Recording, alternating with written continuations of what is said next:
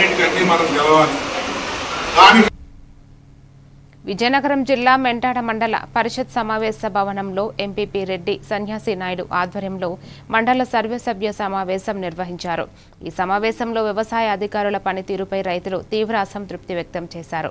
Agriculture ఏవో Gokula కష్టపై duplicate పురుగుల మందు అధిక ధరల విక్రయాల ఆరోపణలు వినిపించాయి. రైతులకు నాణ్యమైన ఎరువులు పురుగు మందులు అందించడంలో అధికారులు విఫలమయ్యారని వైస్ ఎంపీపీ సార్కి ఈశ్వరరావు విమర్శించారు. సమావేశంలో ఎంపీడీఓ ఎంపీటీసీలో అధికారులు పాల్గొన్నారు.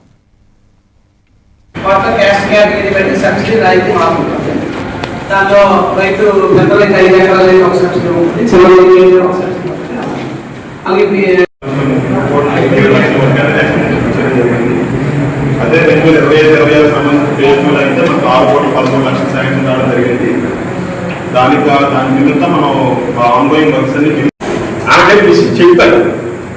మీరు నేరుగా ఏడీకి మరి తాలూకు డేరాలు ఏం చేశారంటే సడన్ అయిపోతే ఏంటంటే ఏదో డేరా నుంచి అక్కడ ఏ ఊళ్ళో వెళ్ళి కూడా మీకు చెప్పంటే చెప్పండి.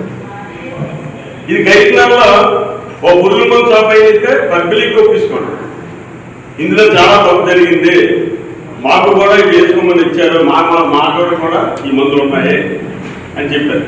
నేను వారం రోజుల కింద కానీ నేను డీలర్లకి నేను ఒత్తిడి చేస్తే వాళ్ళు చేసిన ఘనకార్యం ఏంటంటే ఆ సమస్యల్ని పరిష్కరిస్తారని కోరుకుంటున్నాను.